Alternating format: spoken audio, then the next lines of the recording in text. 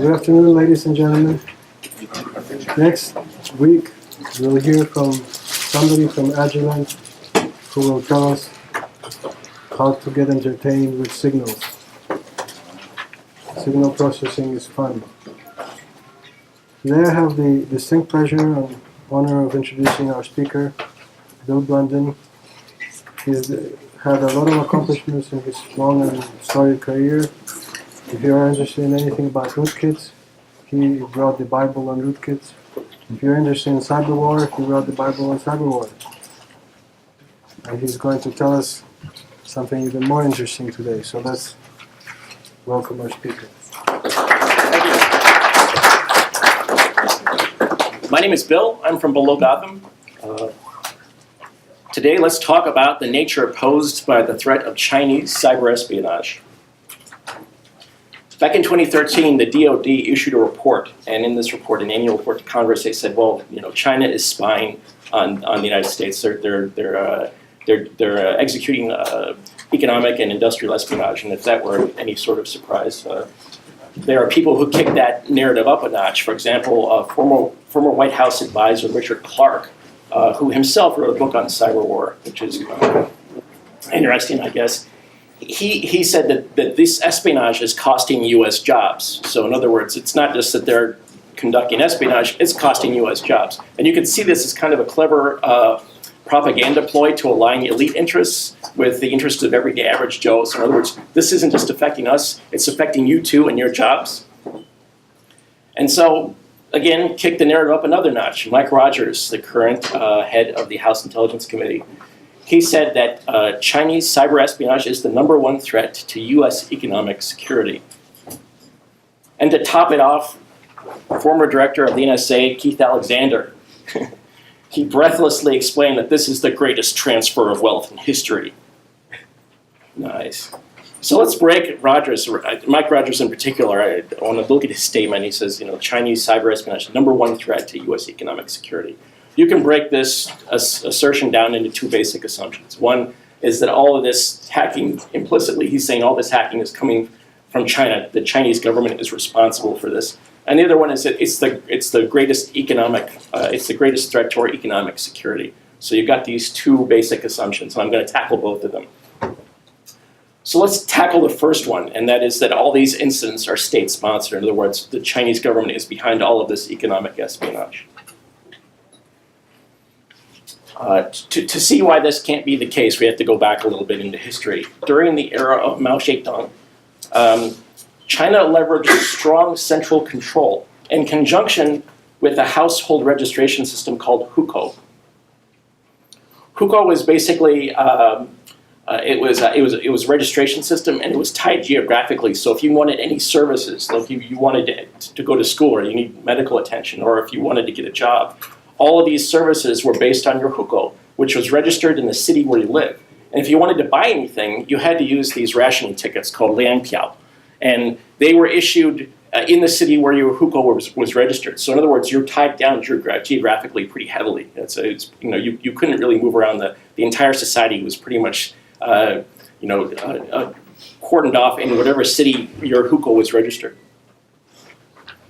So you combine hukou, liangpiao, and you put that together with this extensive neighborhood monitoring system that they had, and other kind of forms of control that was used by the Chinese government. And there really wasn't, my wife grew up during the Cultural Revolution. There wasn't a lot of crime. There wasn't a lot of freedom to commit crime because everything was monitored so carefully. And so I think if these systems were still in place, you could actually say that the Chinese government would be responsible for all this cyber espionage, because they'd be the only organization that would have the flexibility and ability to do this sort of thing. But the reforms that were launched by Deng Xiaoping, who succeeded Mao Zedong, he weakened Mao's tools. He let people move around. He enabled the emergence of economic inequality. And he delegated a substantial amount of authority to local officials. That's basically the kind of three pillars of reform that he instituted. That are kind of his legacy. So travel restrictions. as I said before, your hukou really, dictated where you could live and what you could do, what you could buy. And these restrictions were loosened over the years.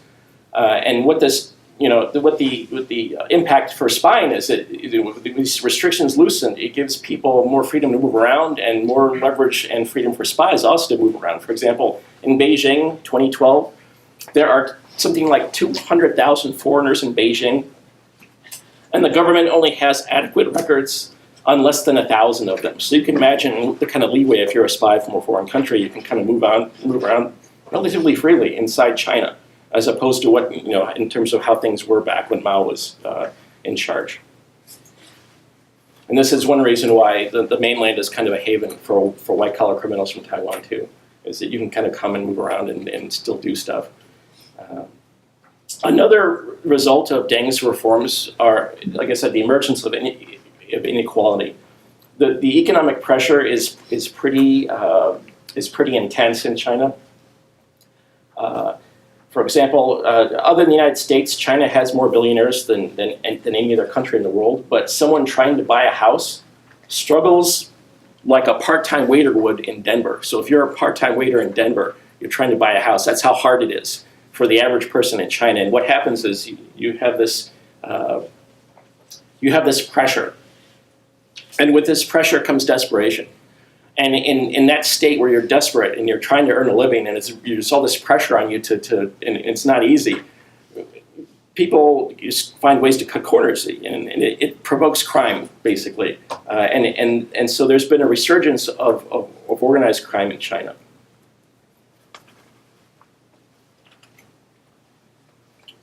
And what this means is that there's strong incentives to find outside work. And this creeps its way even into the groups that are doing cyber operations in China. A lot of them, they aren't really well paid. And so there's I guess, in this economic pressure. And so what they'll do is they'll moonlight and they'll work for anyone who can pay them. So finally, the third end, we talked about loosening travel restrictions, we talked about the emergence of economic inequality, and now the transfer of local power, the transfer of central authority to local officials. And this is really what kind of screwed the pooch in China, because it led to extensive abuse. In fact, people question the extent to which the leadership can exercise their authority to reform the system in China and impose rule of law, and that you kind of see this a little bit in the news. If you've been following President Xi, and he's been slowly going after people for corruption. For example, to give you an idea of the scope of the corruption, the Chinese government has seized assets from relatives and associates of the former security chief in China. His name is Xiao Yangkang, and the amount of assets they seized were in excess of $14 billion. It's bad enough we look at the Clintons. Hillary Clinton gets out of office and makes $500,000 from 2 speeches to Goldman Sachs. And they're now millionaires. They were broke when they left the White House, and they've got maybe 25 million now. That's nothing compared to the amount of graft that you see in China for the leadership. It's mind-boggling. And so you have the state of affairs where the leadership in China basically sees itself as above the law. I mean, without a doubt, the leadership in China, the central party power brokers, the rules don't apply to them, and they think they can get away with murder. No big deal. We abide by our own rules, and so you'll have a party official like Bo Xilai who will literally surveil his political opponents. Something like we had something like that happen in the United States, with Richard Nixon. So it's a similar type of situation. We've got these officials who believe that the laws don't apply to them. And so you have this government which is riddled with corruption. And it makes for kind of an interesting scenario because you have all these actors now with their own agendas. So what happens when you have a society, in light of this kind of systemic corruption, any society which suffers from that kind of corruption has a hard time offering services to its population. And then these failings are reflected, for example, by the flood of dissent. We're seeing one right now in Hong Kong, but there have been plenty more in the mainland. And usually they're quelled pretty violently with soldiers. Like I said in this quote, 30 to 50,000 so-called mass incidents every year. The environment is kind of is often a driving factor. If you look at the air pollution in Beijing, you can't go into Beijing. You got to wear one of those N95 3M masks. I mean, it's crazy. This is a pretty good characterization. If you try to survive without a mask, you're gonna feel like you just smoked 5 packs of cigarettes. It's pretty unpleasant. But people have been willing, because of economic growth, people have been willing to kind of look aside and say, well, we're growing economically, maybe, but the environment, it's a symptom of the systemic corruption. And here's another example: food quality. That's another thing that I've noticed. Relatives of my wife, like I said, she was born during the Cultural Revolution. There are relatives who are still there. Food quality is really a big problem. And to give you an example, in Hong Kong, the black market for baby powder is bigger than the black market for heroin in terms of dollars. It's huge. Because why? Because parents don't want to feed their children, something which is going to kill them. So they don't trust the food. They don't trust the food quality. They don't trust the companies in China to do a good job of guaranteeing the quality of their products. So what do? They got to get baby powder from somewhere else, and a lot of it comes through Hong Kong. So there have been people who said, well, doesn't the Chinese government have like a strong, hold on the internet? How can there be all this crime? Why doesn't it must be the Chinese government because they have such a strong, they have such strong censorship system. It's true that there is this system called Golden Shield, which Cisco, by the way, had a role in implementing.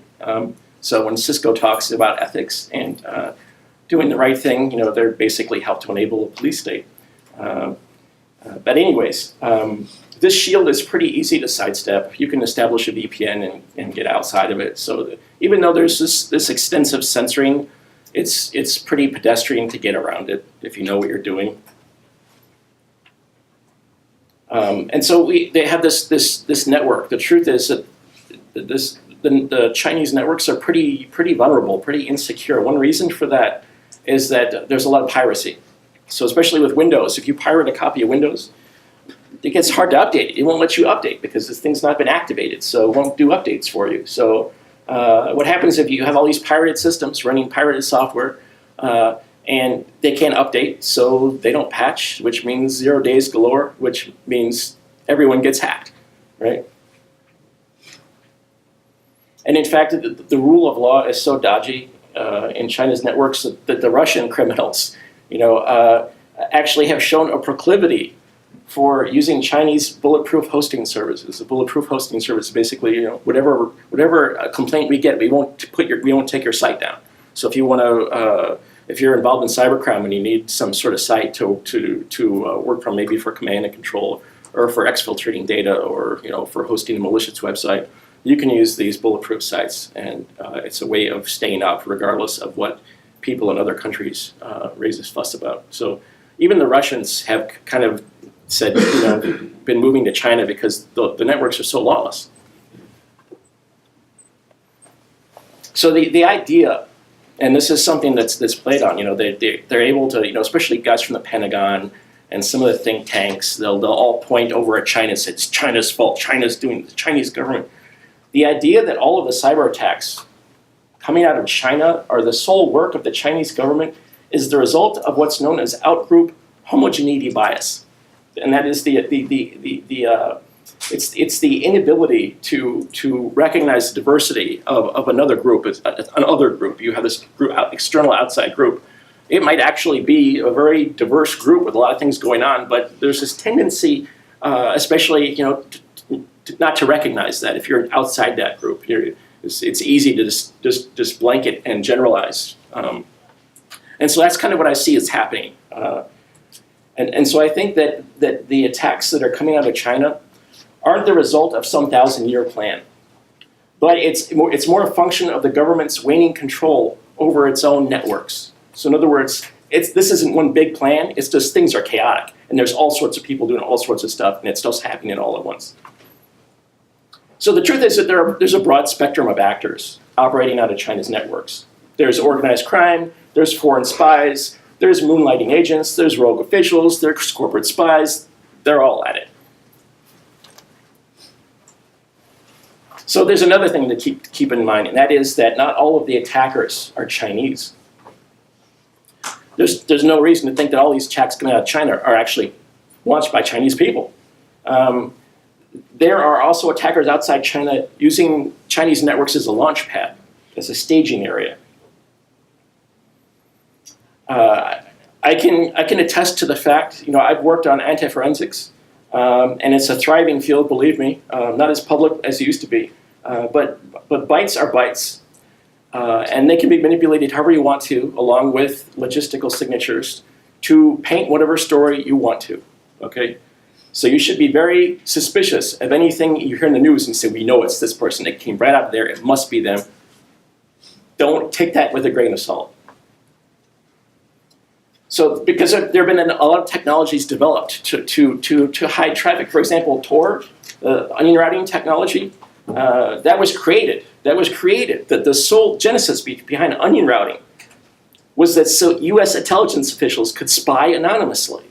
The whole idea of this is for human rights and to empower people in other countries. That's State Department talking points. Onion routing was invented by spies here in the US so they could spy anonymously. The Tor project was originally funded by the military.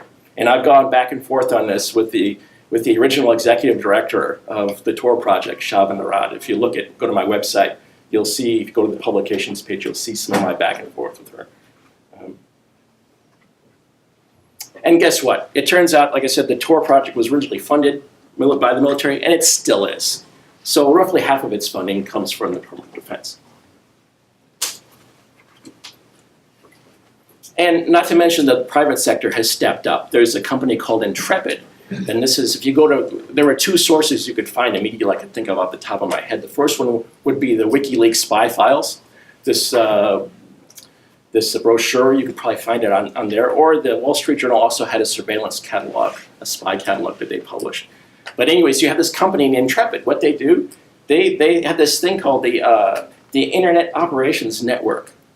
And it's basically like their own little private Tor cloud that they've created. And it offers what they call operational non-attribution. So don't think that people haven't put a lot of effort into creating tools to subvert attribution.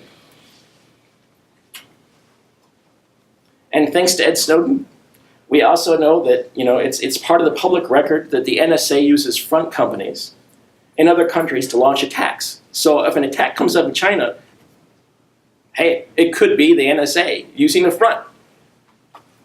And like I said, this is part of the public record. Intelligence agencies like the GCHQ have also admitted to conducting false flag operations. And these are standard spycraft techniques, so it's pretty clear that the NSA is probably using it too.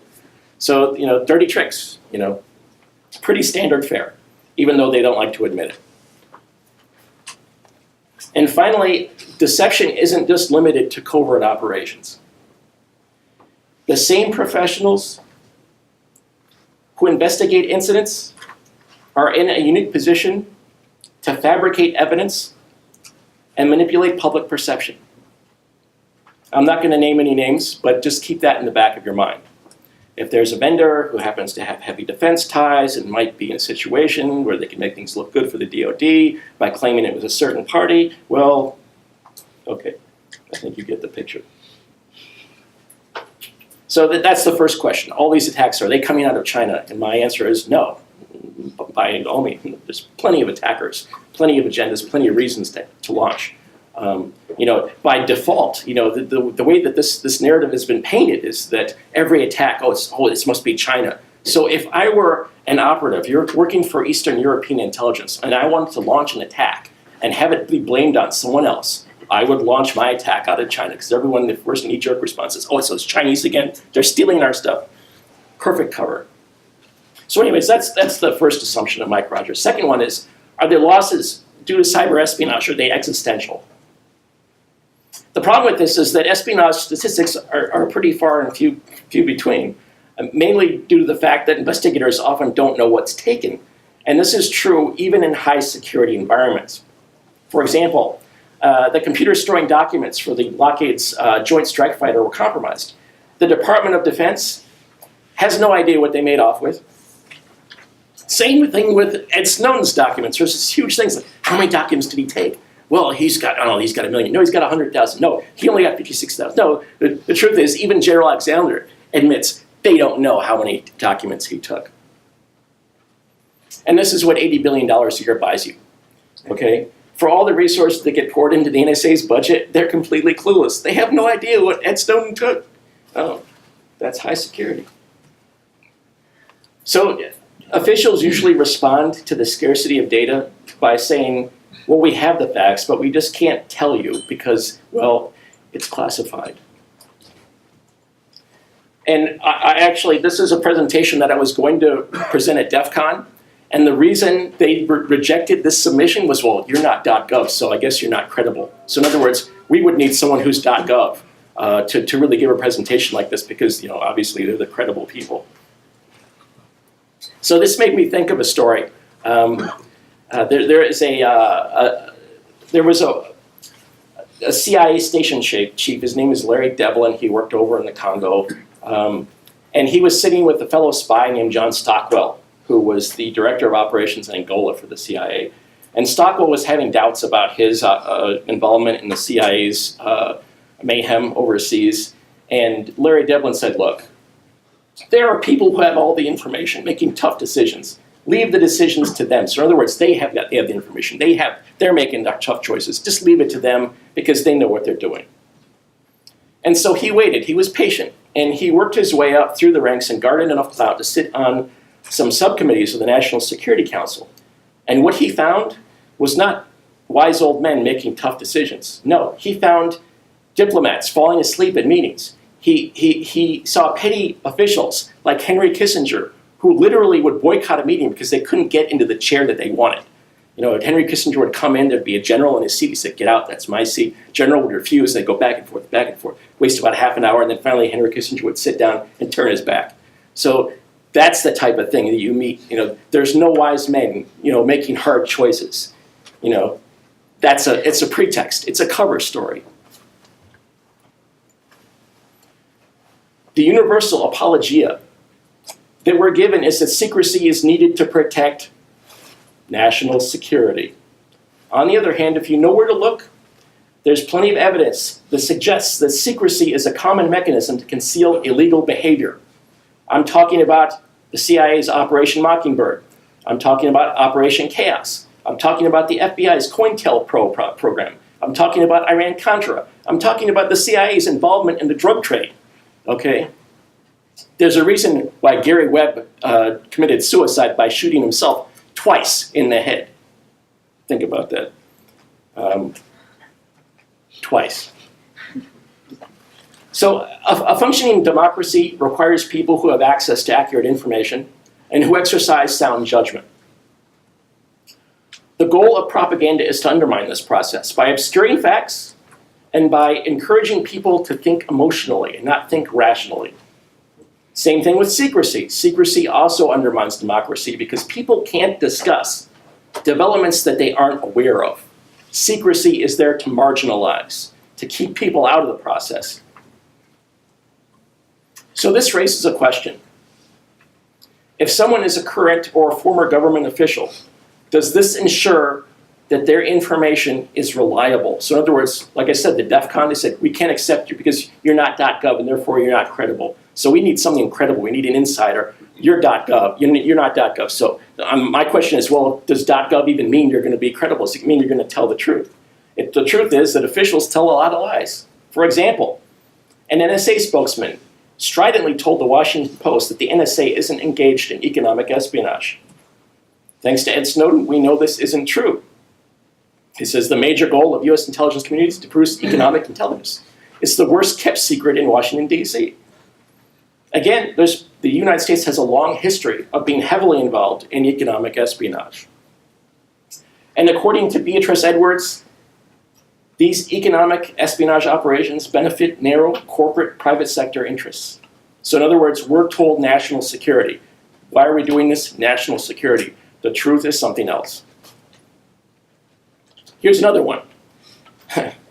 Director of National Intelligence, James Clapper, perjured himself on camera that the NSA doesn't collect any data on millions of Americans. He perjured himself right in front of everyone. Is he still in his position? That should tell you something. So it turns out he was wrong. Obviously with the metadata, they're collecting information on millions of people. So finally, Keith Alexander, he stated that the NSA doesn't intercept American emails or cell phone conversations. Does the NSA routinely intercept American citizens' emails? No. Does the NSA intercept American cell phones? No.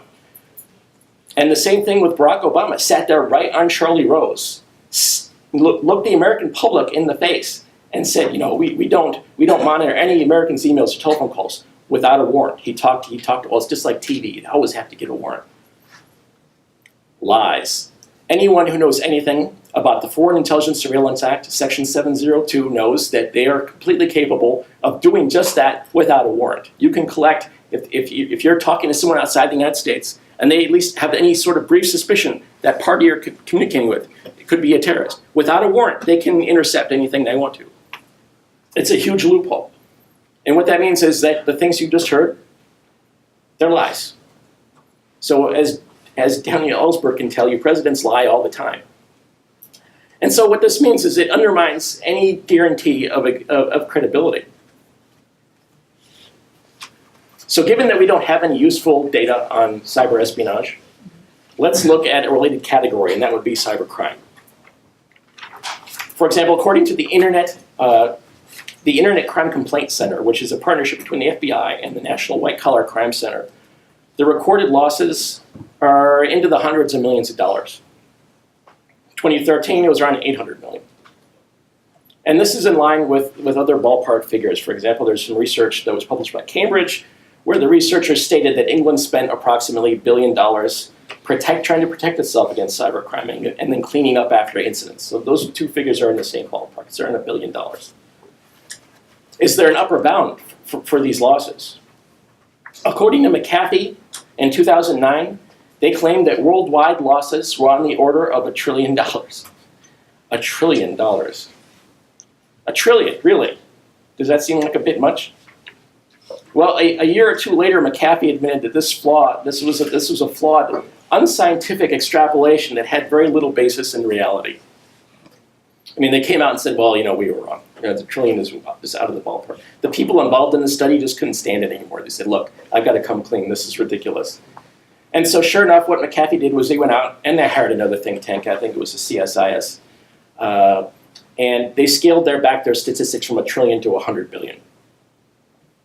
Either way, this $100 billion, that's a lot of money, but it's not an existential threat as far as the US economy is concerned.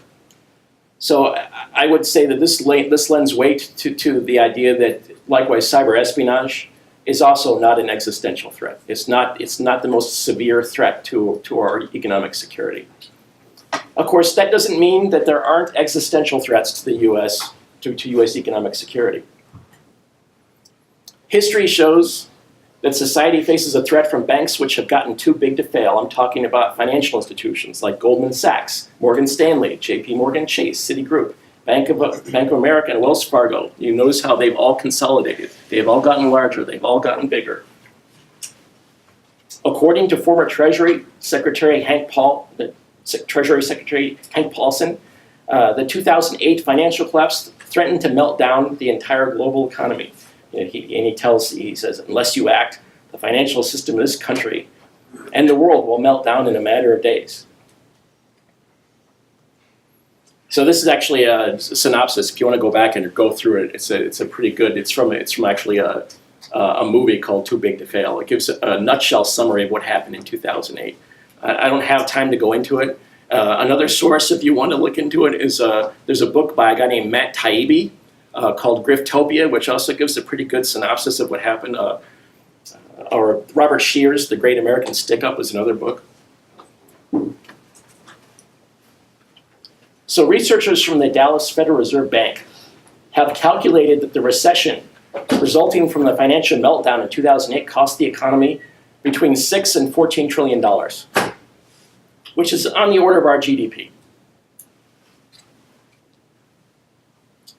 The Financial Crisis Inquiry Commission, which is a group of 10 people selected by Congress to investigate the 2008 collapse, placed particular responsibility on the shoulders of politicians, regulators, and banking executives.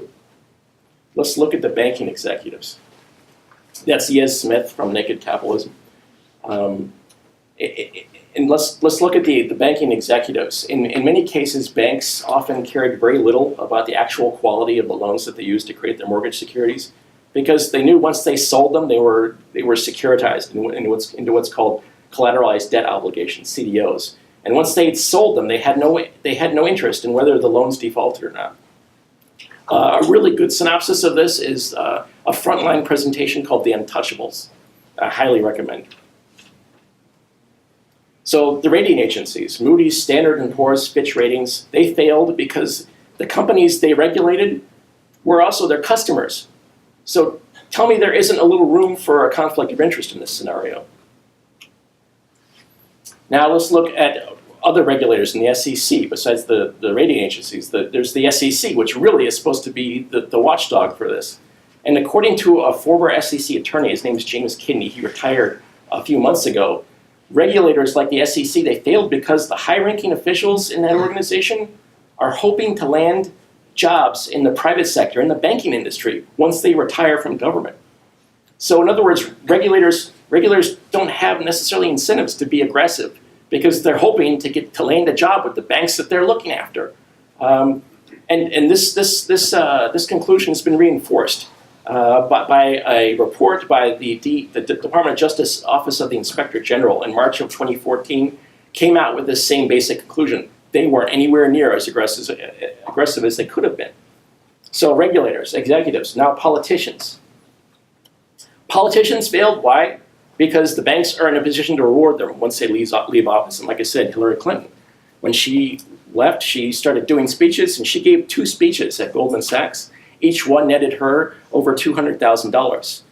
I don't know about you, but that's pretty good pay for a couple speeches. And as long as that type of thing happens, there's going to be regulatory problems. So with the bankers gaining widespread influence over the rating agencies, over the regulators, over the politicians, it's not surprising that the banks which were too big to fail are even bigger, and that society has been set up for another catastrophe. And I think, in my opinion, this is the existential threat to US economic security. It's a small group of powerful, rent-seeking plutocrats in the banking sector. So let's look at some other tall tales. Mike Rogers, he said, Ed Snowden is a Russian spy, in so many words. The truth is that Ed Snowden's in Russia because the State Department revoked his visa, and he was originally aiming for Latin America. Here's another Mike Rogers classic. Glenn Greenwald's a thief. I love this quote. Let's see. He's now selling his access to information, and that's how they're terming it, a thief. Selling stolen material is a thief. The truth is that Glenn Greenwald's a journalist. And like other journalists like Bob Woodward or James Risen, he makes his living writing stories based on disclosed government secrets. That's how journalism works for the most part. You develop sources and they feed you information. He's not a thief. And here's another one from Mike Rogers. We're in a stealthy cyber war in America, and we're losing. And again, he's full of it. I don't have time to go into the details, but I did write a book about it. I was so pissed off by this narrative that we're in cyber war, and the Pentagon's just begging to move into this because they see it as a growth area, that we're being deluged with propaganda and talking points. And so this book is kind of an antidote to that. So let's go for a kind of a bonus track here. Let's look at Mike Rogers. Did I mention that he was a former FBI agent whose campaign was heavily funded by the defense industry? And after all these tall tales, he's now going to be working as an AM band radio show host with people like Michael Savage and Rush Limbaugh and Don Imus. And as far as General Alexander's concerned, well, he's moved on to greener pastures. Like I said, he's trying to charge between $600 to $1 million per month for his services to the banking industry. And as you can see, he's made a lot of new friends at the 2014 Bilderberg Conference, which is basically where a bunch of rich, powerful people get together and build consensus. And I'm sure that's a great venue for him to sell his stuff. Thank you.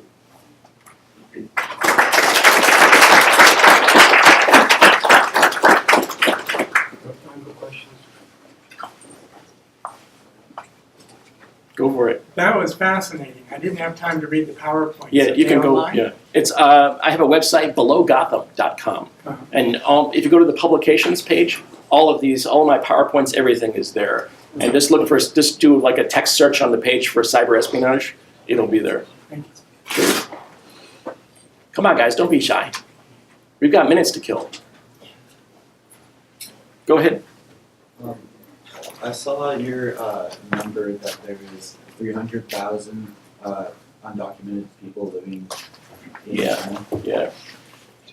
There's inadequate records. Yeah. How did you go about finding that number? Okay. The sources are all on this on the.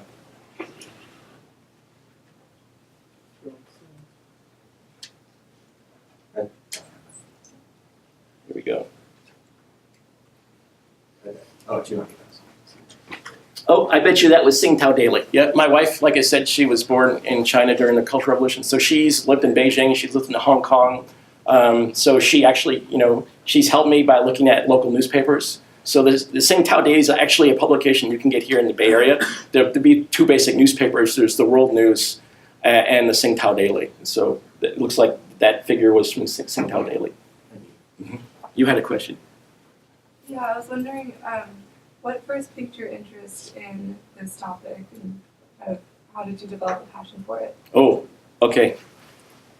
I had written a book on rootkits, and I had slowly been compiling news stories. And there was a narrative that developed on cyber war. This whole thing, we're in a cyber war, and there was a Washington Post article by Keith Alexander, former NSA director. We're in a cyber war. And then he points to examples, and I'm like, none of the examples have anything to do with war. And one of the people who reviewed my Rootkit Arsenal book, Richard Balick, is a former Air Force officer, and he is now the chief security officer at Mandiant. He was also on the same kind of group saying there's cyber war, and I admire his technical work, so I was kind of bought into it. And then there's other people like Bruce Schneier coming forward saying this is BS. So I looked at these two sides and said, these are both people I respect. Somebody's telling a lie here. So I started doing research, and the deeper you look, the more brazen the lies get, and you realize there is a massive propaganda campaign going on. You have to understand. This is something Tim Shorrock, who is a journalist who's written about our intelligence agencies in the private sector. Something like 70% of the work that's done in intelligence in the United States occurs in the private sector. So largely, this reflects the fact that there's pretty much state capture in the United States. In other words, there was a paper that was published by Martin Gillens and Benjamin Page. One researcher, Gillens from Princeton, Page is from Northwestern. And the conclusion of this paper is that the policymakers in our country respond primarily to economic elites and groups representing business interests. So the Pentagon is representing a talking point, cyber war. If you can frame a problem as a war, naturally, if it's a military problem, it demands a military solution. So they're trying to take this espionage and this cybercrime, and they want to frame it as war. Why? So that the Pentagon can hire people in the defense industry to tackle it. This is a huge PR campaign by the defense industry, what Eisenhower warned us about. They're trying to paint this picture. They're trying to make us anxious so that we'll come clamoring for a solution, and they'll be sitting there with their solution waiting to give it to us, all to their bottom line, to benefit their bottom line. Does that answer your question? Yeah, absolutely. Okay. Thank you. Sure. Okay, you go first. I saw you too. Somebody back there? Okay, all right. Can any Chinese citizen bypass the censorship by using Tor? I think they're trying to block it. I think most people will go VPN first and then try something like that because it's a. As far as Tor goes, they're definitely aware of it. I know in Japan they've actually thought of blocking it completely, but I haven't looked into the specifics in terms of China, so I can't necessarily offer you a really solid response. What amazes me is the number of people I know personally who vote for some of these politicians when it's against their own self-interest. Yes, yes. They've been sold this bill of goods. Yes. There's a book called What's the Matter with Kansas? I'm reading it. Right. The idea is that how could you get people to vote against their own self-interests? You distract them with social issues. And then so they get these social issues out, and they get that the Republican Party wouldn't have a base if it weren't for these social issues, right?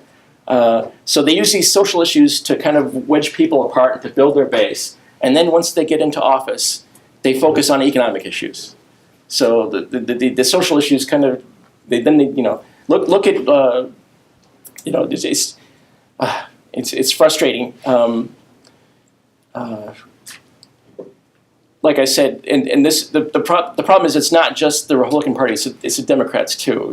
There's this impression that we have a two-party system in this country, and I know that I'm not supposed to talk about politics, but the truth is we have a one-party system, the corporate party, and this is something that which sociologists have looked over for decades. If you look at a sociologist in the 1950s from Columbia, his name is C. Wright Mills. He studied something he called the power elite. He wrote a book about it. This work has been continued by a sociologist at UC Santa Cruz, G. William Domhoff. Their conclusions are pretty much that the people with power and influence are the people with money, and they buy what they want.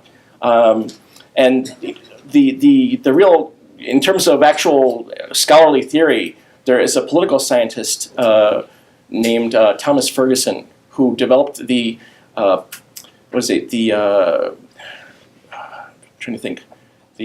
theory of corporate party competition, something like that.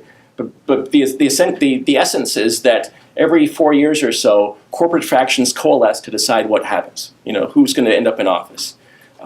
His theory finally found a quantitative validation in Gillen's and Page's paper, which is why it's so important. They actually have quantitative validation. This is a peer-reviewed article in a established journal by world-class scholars saying, look, policymakers are responding to business elites and the groups that represent them. And if you want to understand the genesis of this, back in the 1970s, this is something you should look up. I strongly recommend it. Look up the Powell Memo. There was a Supreme Court Justice, Lewis Powell, before he was appointed to the Supreme Court. He wrote a memo to the director of the U.S. Chamber of Commerce, spelling out a series of steps he thought should be taken. And if you look at this memo, you look at the Powell Memo, it is a blueprint for how corporate interests have organized and essentially gotten the rules to change to benefit their own interests. It's basically a series of steps, in terms of developing think tanks, developing marketing schemes, and mobilizing voters with issues. The Powell Memo basically spells out how they did it. And if you look back through history, it's a pretty accurate description of what's happened since then. So this has basically started, I think the Powell Memo was 1972. So if you look onward, you'll start seeing a bunch of little think tanks popping up afterwards. And so he's essentially describing kind of a slow motion coup d'etat. So anyways, that it is. I'm sure I more than answered your question, but I strongly recommend you get on the internet and look up the Powell Memo and read it in its entirety, because it spells out what's been happening for the past 30 years. There's a question over there. Yeah, you're confident that the Chinese people are not even trusting their own products or their own companies. Oh yeah. As consumers, we're importing lots of products from China. How can we protect ourselves against all the possible things that could be going on with those companies? Well, I can tell you that my wife's parents, they have medical issues and they have to buy occasionally medical equipment to address those issues.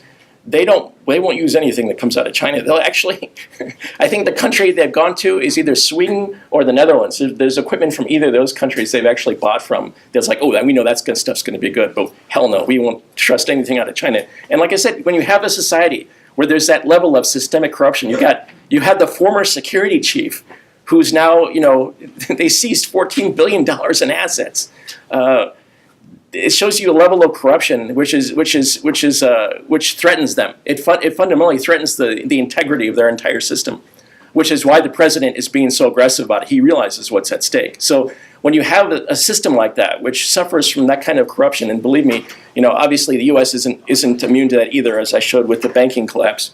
But anyways, when you have a system that suffers from that corruption, it can't offer services, and it can't do things like regulate and maintain product quality. So, I can't tell you what to do, but I just gave you an example of what my wife's parents did. So,